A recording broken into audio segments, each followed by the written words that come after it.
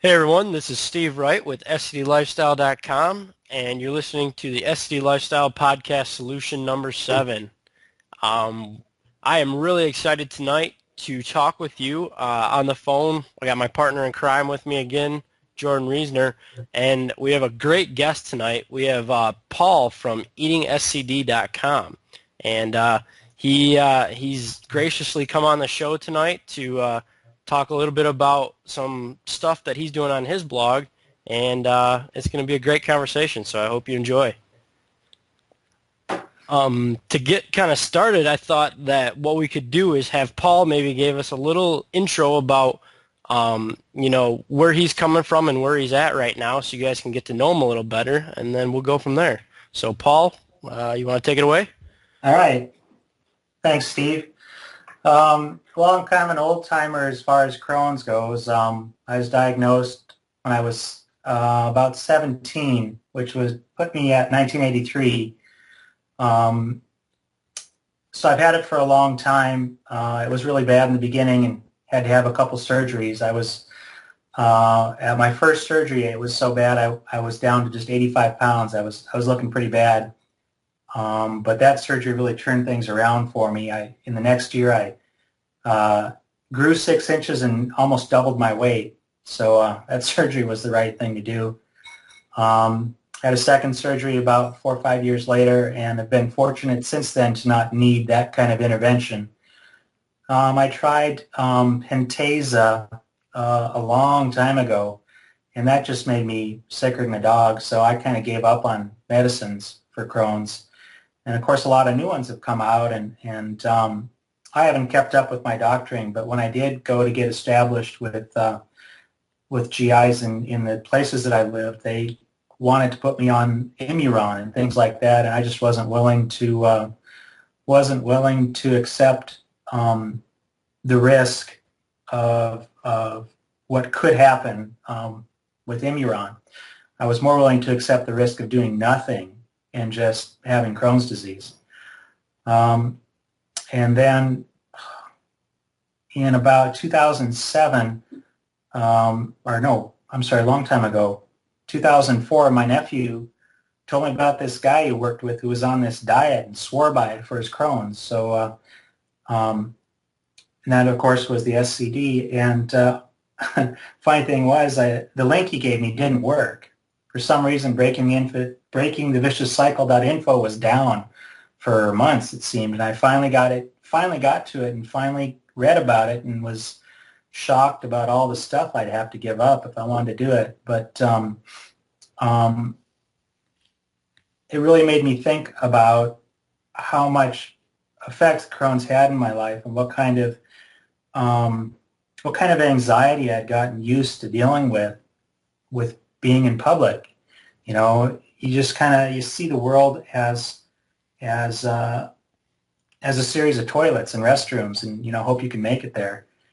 And when I realized just how much energy and effort and worry and consternation I had that I'd gotten used to, I decided that it'd be worth trying this diet just to see if it helped. Um, and on top of that, I'd gotten married and had a couple of kids, and I'd always assumed that I'd eventually have to have surgery again, and there'd be some drama, and I really didn't want to have my kids see me like that. So that provided some other incentive to do this, and I just thought of it I thought, well, I'll try it as an experiment and see what happens. And I tried the diet, and about 10 days in, I was seeing good results and decided to just keep up with it, and made my share of mistakes along the way, but made steady, slow progress, and did it for about 4 years, and didn't have symptoms anymore. Went and saw a doctor, a GI, and of course he wanted to put me on Imuron, even after I told him I was symptom-free. And yeah, that's right. He wanted to put me on Imuron. The first visit, I said, yeah, I don't have any symptoms. I go to the bathroom 3 times a day and it's formed. And he says, I think you should be on Imuron. So Wow. it's, well, just imagine that for a second. Yeah, I feel good. You should be on Imuron. Well, okay. I know where you're coming from. So that was a difficult time psychologically, and I learned a few things about myself, and I kind of went off. Well, no, I really went off the diet and paid for it, and I've been working my way back onto it, and dealing more with the psychology of wanting things that hurt me, like chocolate or bread, and started a blog to talk about it, and now I've met you guys. Awesome. That's a powerful story because I mean you're like a veteran. We look up to you, and it's great to have someone's perspective who not only slowly rebuilt their health over 4 years, but got to the point where they decided to possibly try going off the diet, and then kind of came full circle and are back to the diet now. So that I think you bring an awesome perspective to the community, and I know Jordan and I both want to thank you for that. You're welcome. You don't hear a lot about people going off and going back on, I don't think. So I'm glad to be sharing this. Yeah, I think it's a really awesome perspective, and I can't wait to learn more about you and learn more about the story. I did want to kind of dive into two things I heard you say. The first thing is you were kind of always really, it sounds like you were kind of always really skeptical of drugs, and you were kind of always skeptical of what the doctors were telling you.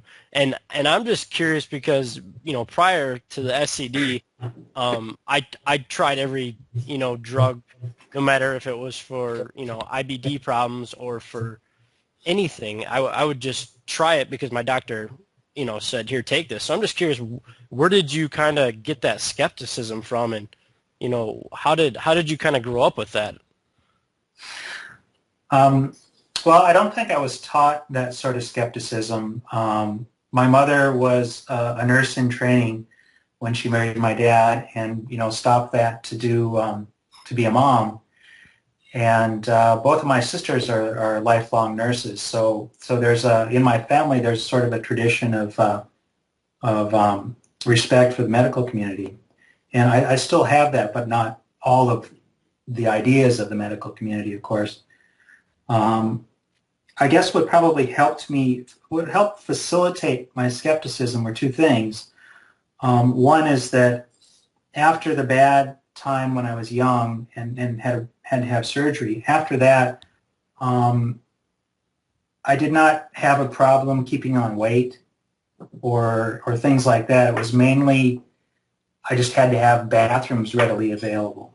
So I could function. I could hold a job. I could date. I could do pretty much everything. I just had to be really aware of where the bathrooms were. So I guess that afforded me some skepticism, and I didn't seek constant medical attention. So I didn't have people trying to push me into it. And on the other hand, I had the one bad experience with Pentasa long ago. That was when Pentasa was experimental in treatment of Crohn's, and they had me taking, was it 4 pills 4 times a day? It was an astounding amount of drugs. But so those two things, the bad experience with the drug and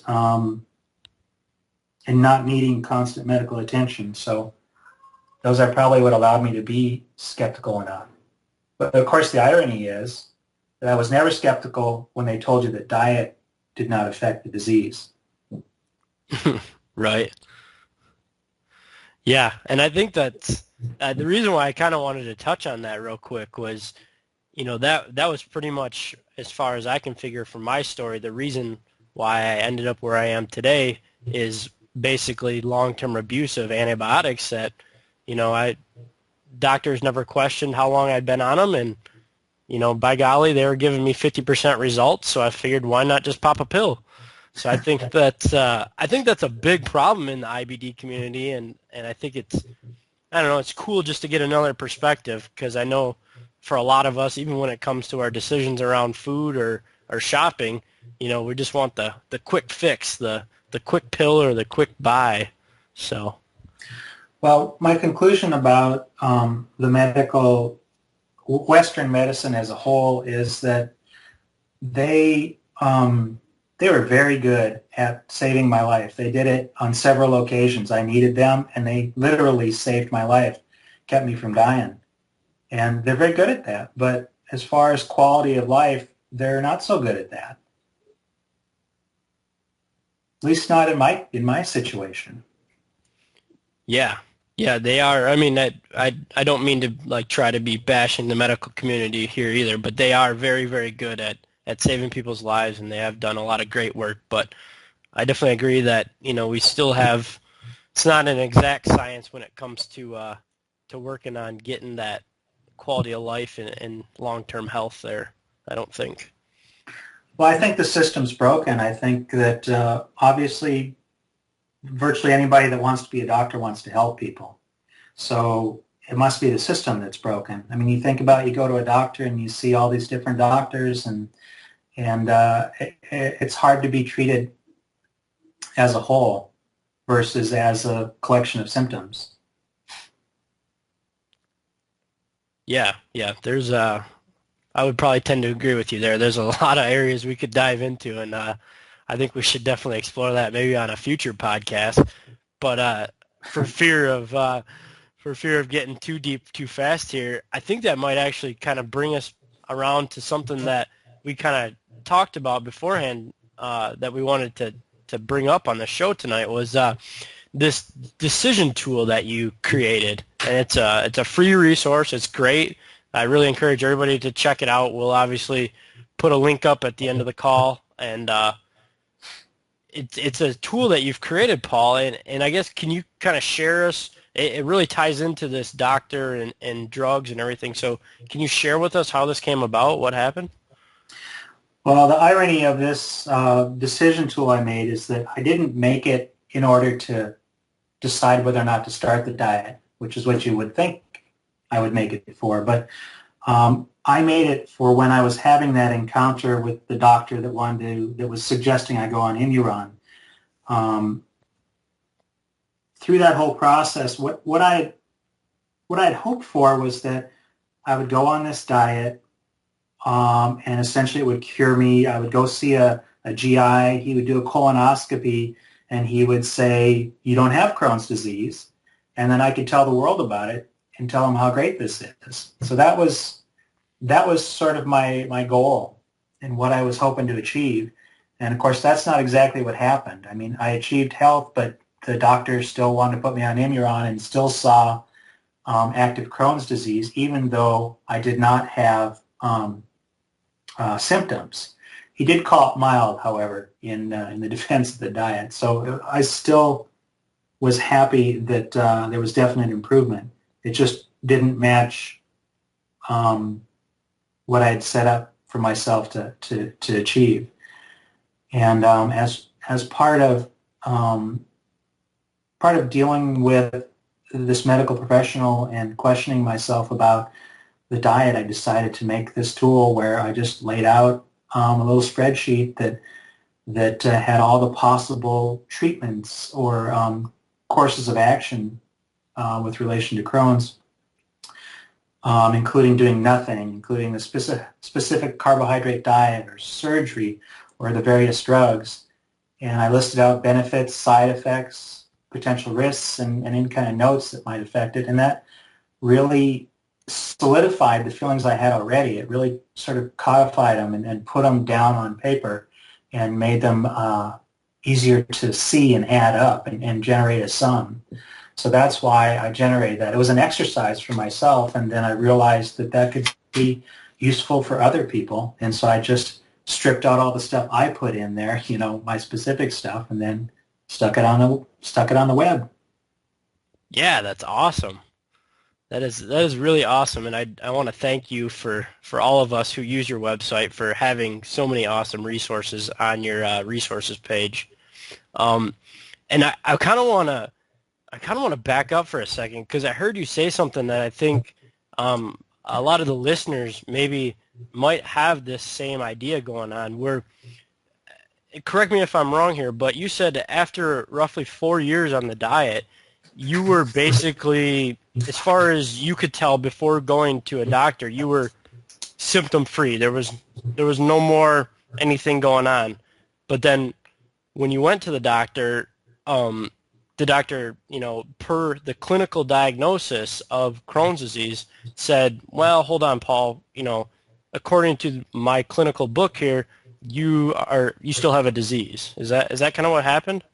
That's absolutely correct. The scope showed, he said, he called it mild Crohn's disease, but he said it was also active.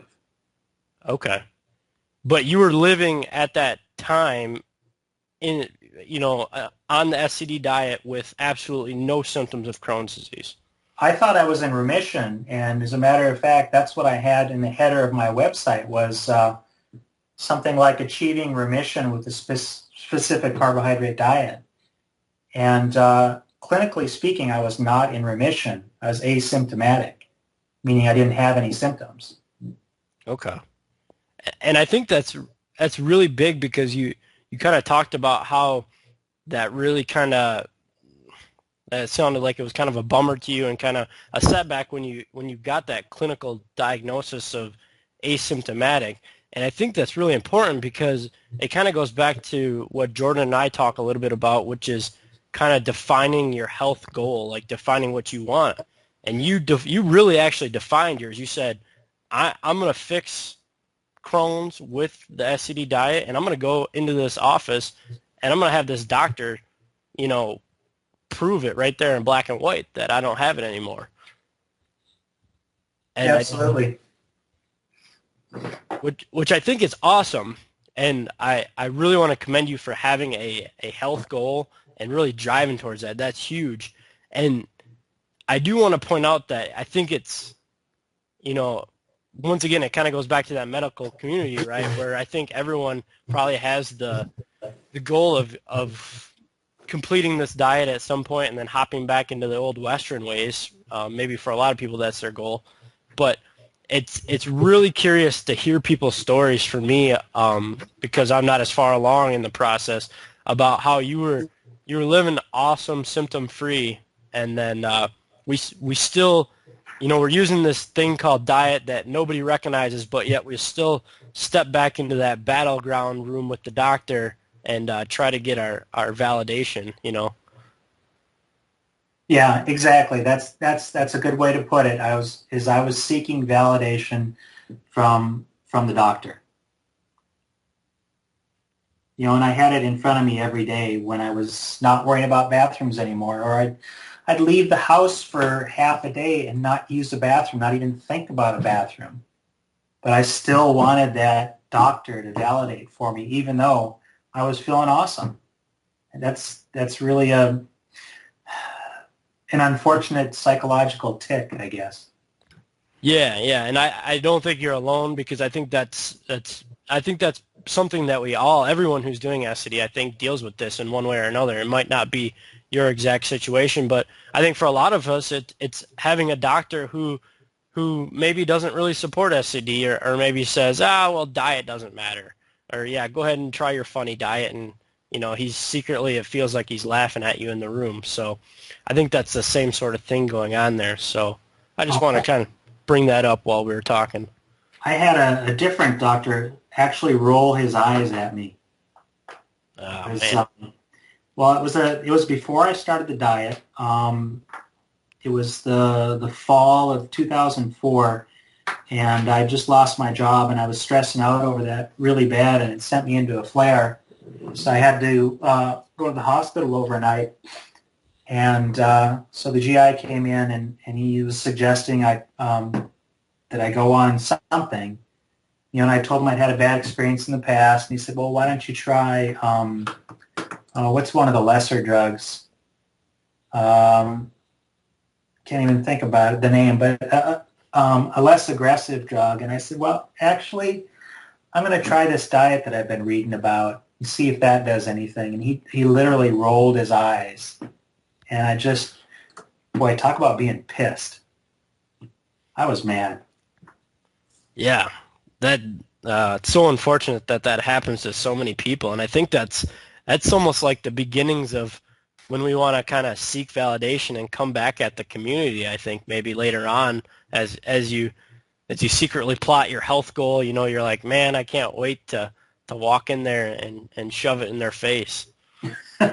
Well, you know what? I'd never drawn the line between those two things, but I think you're right. Huh. Cool. So going back to your tool, I think what's really cool about it, and I don't know if you did this on purpose, but I think it's only downloadable in a PDF format. Is that correct? It might be. Okay. Well, if it is, I don't want you to change that, because what I think is cool about that is that it forces us to print it out and actually like hand write in kind of what's happening there, because I think there's a connection there when you have to write with your pencil or your pen on a piece of paper. I think it really cements like, man, if I do this drug, I have to write down these 10 symptoms. If I'm looking at not changing anything, I have to write out, I going to have surgery in a year or something like that. And I think that really makes things a lot more real for me anyways when I do exercises like these. And I was just curious if that kind of happened with you, or have you noticed anything like that? I didn't give any thought to the way that someone would fill it in, typing versus writing by hand. That didn't occur to me at all. Okay. Um, yeah, I just find, I guess, when I write blog posts or something, if I do it by hand rather than type it just sticks with me so much more. So just something I guess I observed in my own self, and I was curious if other people were observing that as well. Um, but For me, it's a case of lazy. I want to just write it one time, and I can type it faster than I can write it. So, okay. So now in your post, you talked about how you kind of went back and forth between posting your actual filled out answers to the different drugs and the different questions that you pose in that, and then you decided to go with a blank template. Um, can you kind of talk about why you went that route? um, that was kind of a struggle, and I think about it some more now that we're talking about it. And a couple of things come to mind. One thing that comes to mind is um, I would hate to get it wrong and have someone rely on the wrong data. Mm-hmm. So that's one reason that I didn't fill it in for the reader. And another reason is that I think that it's a bit like you say, writing it down really kind of drives it home. If you have to research um, what Remicade might do to you, or what risks you're taking when you're taking Remicade, that might be more of a revelation. Well, and not to mention that some things that I might consider a risk, someone might not put in a risk column because it's a small number. Mm-hmm. And there's a real probability versus magnitude issue. The probability that you might die from surgery, or you might get some sort of cancer from Imuron is small, but of course the magnitude is pretty big if it does happen to you. Yeah, it's So, well, not to mention there are other things that for me wouldn't apply to other people. Like, for instance, the immunomodulators like Imuron or Remicade and stuff like that. Since they suppress your immune system, you're more susceptible to colds and things like that. And I almost always have cuts on my hands. Like, it's like a constant state, And if my immune system is weak, that'd probably be a bad idea. But no one ever talked to me about that. The doctors don't say, do you have children?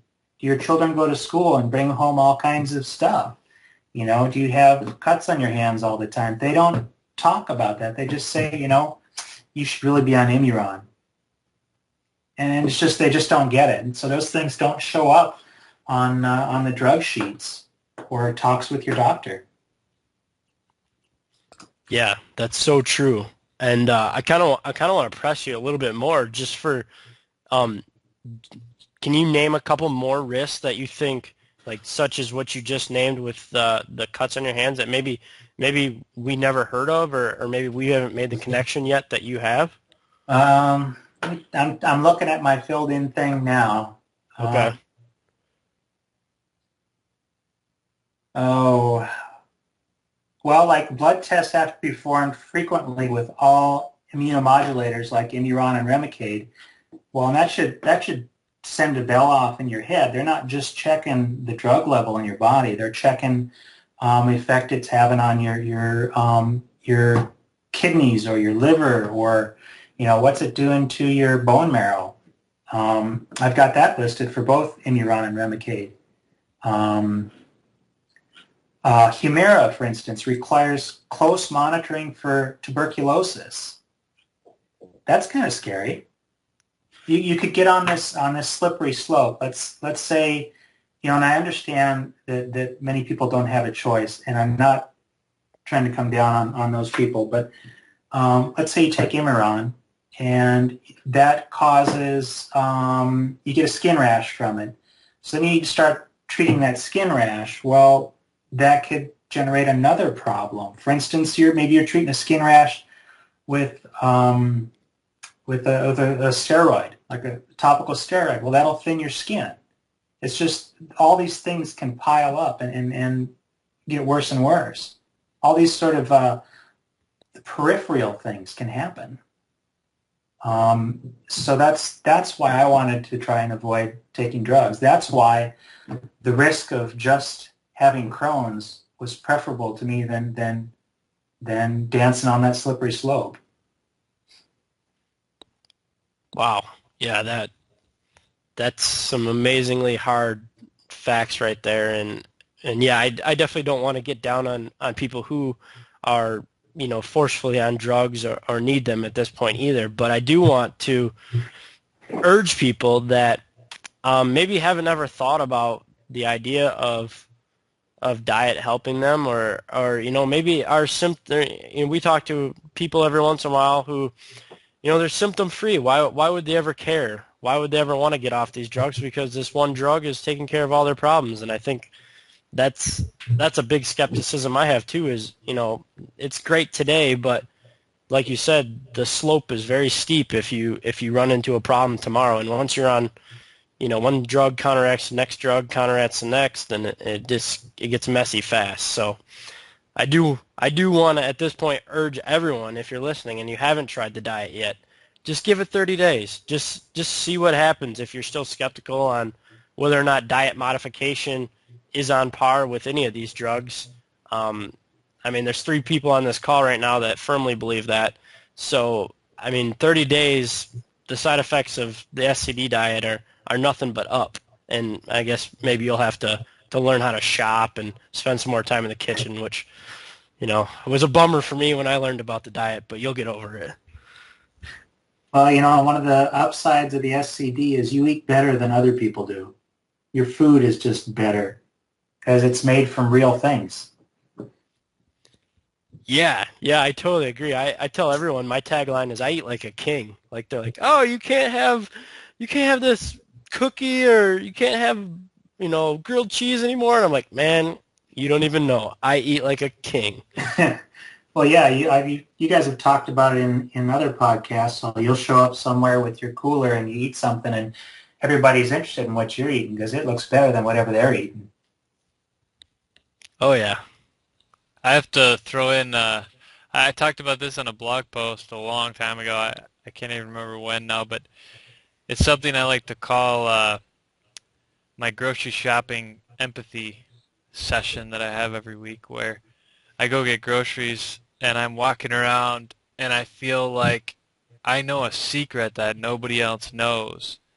And I'm walking next to these people in their carts, and I don't mean to stereotype, but there's a lot of really, overweight people that are very unhealthy. Like they might be, in a wheelchair because their weight is so bad or their joints are failing, and they just have all these health problems. And maybe they have an oxygen tank, and they have, 3 8-packs of Pepsi on their cart all the way around the top lip of the cart, and it's filled with processed foods and chips and cookies and all this stuff. And I'm walking around and I only have to do all my little shopping in the produce section, and I've got all these fresh fruits and vegetables, and I've got these really nice meats, and I just look at their cart and I look at my cart, and I just feel so sorry. I just, it's like they don't know. They just don't realize, and it's my weekly grocery shopping empathy session where for an hour a week, I get perspective that maybe this whole thing is actually a blessing for me. And maybe this whole thing is a blessing for my family and the people in my life. And maybe there's actually a good reason behind all this, and it makes me feel good. Well, have you guys been hearing on the news? And I've been hearing it in the popular media that this generation is the first one that's expected to live not as long as their parents. Yeah, I've read an article or two on that, and it's so sad. I mean, that's a startling statistic that it's kind of like 1/3 of America is obese statistic, that people throw those numbers. We're talking about 100 million people, at least 100 million people, and people just throw that out there like it's, I don't know, it gets washed under the rug because of the latest and greatest horrible news of a killing or something like that, and nobody's really talking to that point, I don't think. I wish they were. Yeah, just like you say, a casual observation appears that hasn't gained enough traction yet. Yeah, and I mean, just a story, I guess, from my life, how the diet has helped change my family is,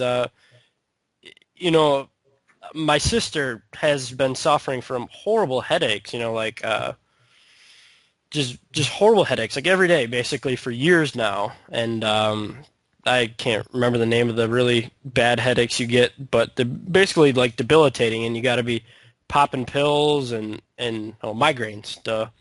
So she gets migraines all the time, and through the diet and through learning about food allergies and food triggers and this kind of things, I kind of learned about the different dairy allergies and corn and the big, the big common ones. And so I kind of helped her do a little bit of a wheat and a dairy and a corn kind of half elimination diet, and it turned out dairy was the cause of these migraines that she's been having for over 3 years now, where she was literally like bedridden and calling into work because of migraines, and all it was is just giving up dairy. No more cheese, no more milk, and she's fine. She loves you. Yeah. Well, the worst part is she's dealing with what we deal with on the SED diet, where all of her friends are still eating dairy, and she's still trying to cope with the loss of mac and cheese and everything else that comes with cheese, because Lord knows I love cheese, but I can't eat it anymore. Oh, yeah. Well, I suppose she could, have a little cheese and remind herself once in a while. Oh, she's done that a couple times, and I think it probably runs in the family, because if you followed along on my blog journal as I started the diet and went through it, I made that mistake several times too. So yeah, stupid human tricks. Yeah, right. Just paving the way for you not to do what I did. Right. Yeah, do as I say. Right. Or follow along, but just know what's going to happen. Yeah. I guess maybe this is a good point, maybe just to wrap this up so we keep it on one main topic, but I guess let's kind of do a little roundtable here, maybe start with Jordan, and give the listeners 5 minutes about if they're deciding to do the diet, if they're thinking about trying to wean off some drugs, or they're having trouble with their doctor, they're not getting any respect there, and they're really just undecided. I mean, what do you tell this person? Well, I think that originally when I started, I found this amazing doctor, and I was really lucky, and he actually prescribed the SCD diet to me. And you see him now as well, Steve, and I think the coolest thing about him is the fact that if he doesn't know, he tells us. He looks us in the eye and he says, I just don't know. I don't know enough about what's going on with this, and we got to do some more looking in. We got to do some more testing, and we'll figure it out. And he never always has the answer. And I think that, we've tried different little things with my life, like my autoimmune activity that I have going on with my celiac disease. We've tried some drugs in my life. We tried low-dose naltrexone. I was on it for about 10 months. And if you don't know what low-dose naltrexone is, it's kind of a thing that it blocks opioid receptors in the middle of the night when your body's kind of going and doing these feeler check stations between 2 and 4 a.m. And when it blocks those opioid receptors, it actually causes you to look and see, did I make enough endorphin and enkephaline tonight? And your body thinks, no, it didn't. So it upregulates those two things, and those two things can help your immune system out a lot. And we tried that for 9 months, and it messes with your sleep, and it does some different things, but it really did make me feel better for a long time. And then we kind of talked about it, and we backed off it because the diet was taking care of everything that I needed. And when we backed off it, we found that actually it had caused my testosterone levels to be extremely low. So now I'm struggling with that. And that was just something that in the beginning I thought that the diet wasn't going to be enough and that I needed support from something like LDN. And while LDN did amazing things for me, there was a point where the diet took over and I didn't necessarily need to rely on the LDN as much anymore. So I think it's a thing where you just have to weigh your options and look at, what are the long-term effects of doing this sort of medicine route if you're pursuing that, and do I need some instant relief from something, depending on what's going on in your life. And then the other thing you have to ask yourself is, can the diet do that? And maybe it might take a little longer, but in the span of my lifetime, is that going to be a better decision? So I think that's something I struggled with, and I had to make a tough decision, and I was pretty scared about stopping LDN, but I actually ended up feeling a whole lot better when I stopped it. So there's just some decisions you have to make, and it forces you to look long term and try not to make an emotional, short term decision. So that's about all I can spread on that. That's some hot wisdom right there. Paul, what do you got? Um, for someone who's thinking about doing this, I mean, the short thing is, what do you have to lose? You have nothing to lose by trying this diet. There is no risk. There are no side effects. You cannot hurt yourself. Will it be easy? Well, it depends upon your personality. It depends upon your motivations. But I really would strongly encourage someone to try it. Just try the diet. See if it works for you. You have nothing to lose. Oh, now I'm talking in circles, saying the same thing. But I thought of it as an experiment. That's the way I thought about it. I thought, okay, I'll do this experiment. It'll take about 4 years, and maybe it'll help. And by God, it helped. It's been the most amazing thing that's ever happened to me. And the other thing I wanted to say is that there are plenty of people on the internet that are willing to help you along with this. I've been trying to think today about when these SCD specific blogs have shown up, and my impression is that they've been kind of been blooming in the past few years. But there are, I don't know, a dozen or two out there, and maybe a handful that are very active. But you can get help from people online, people that have been there, people that have done that. You're not the first person that has done this. It's been around for a long time. You can do it. Yeah, you're going to screw up, but you can recover, and just try it. That's a huge, huge insight, Paul, and I got to add to it and just say the hardest part about doing the diet is making the decision to start the diet. There's little things during the diet that can cause you problems like cravings and the mental side of it and variety and all those things, but those are minutia. The real hardest part about this diet is just making the decision to start it. Plain and simple. I would add, I agree, and I would add to it that people should not be too hard on themselves. Let's say they've made the decision and they get a week in and they have chocolate. That doesn't mean that they've failed.